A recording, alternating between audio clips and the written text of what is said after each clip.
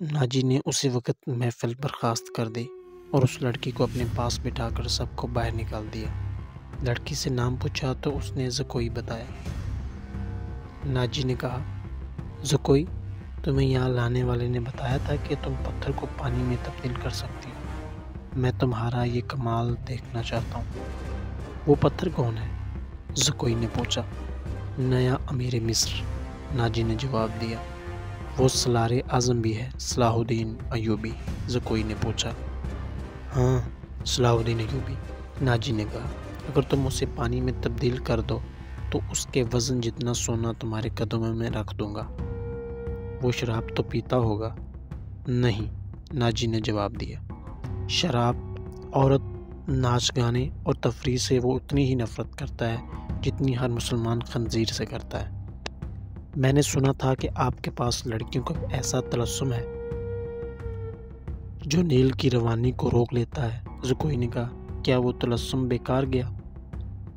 میں نے بھی آزمایا نہیں، ناجی نے کہا۔ یہ کام تم کر سکتی ہو۔ میں صلاح الدین ایوبی کی عادتوں کے متعلق تمہیں بہت کچھ بتاؤں گا۔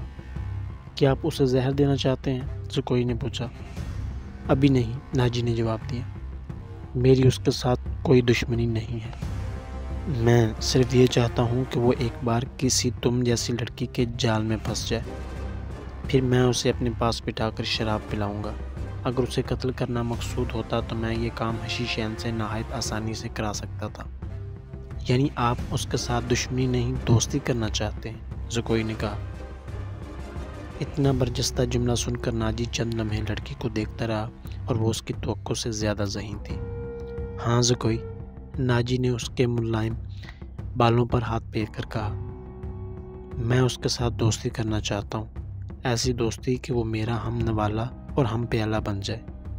آگے میں جانتا ہوں کہ مجھے اس سے کیا کام لینا ہے، ناجی نے کہا اور ذرا سوچ کر بولا۔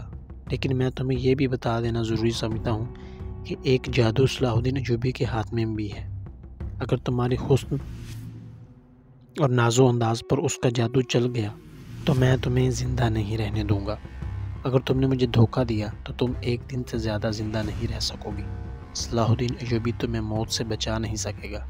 تمہاری زندگی اور موت میرے ہاتھ میں ہے۔ تم مجھے دھوکہ نہیں دے سکو گی، اسی لیے میں نے تمہارے ساتھ کھل کر باتیں کی ہیں، ورنہ میرے رتبے اور حیثیت کا آدمی ایک پیشہ ور لڑکی کے ساتھ پہلی ملاقات میں ہی ایسی باتیں کبھی نہ کرتا۔ یہ آپ کو آنے والا وقت بتائے گا کہ کون کس کو دھوکہ دیتا ہے، زکوئی نے کہا۔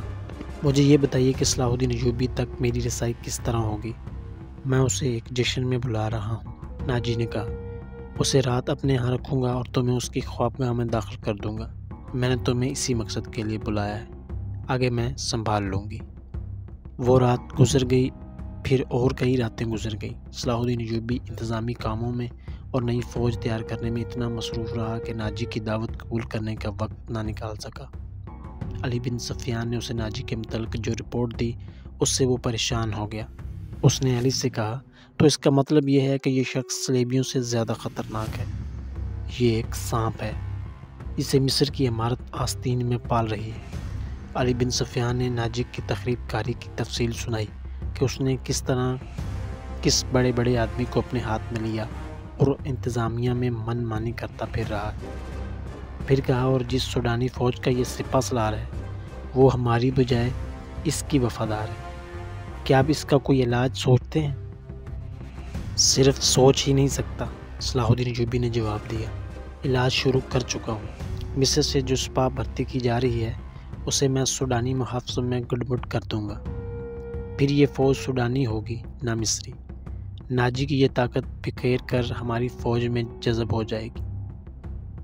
ناجی کو میں اس کے صحیح ٹھکانے پر لے آؤں گا، اور میں یہ بھی وثوق سے کہہ سکتا ہوں کہ اس نے صلیبیوں کے ساتھ ہی گٹھ جوڑ کر رکھا ہے، علی بن سفیان نے کہا۔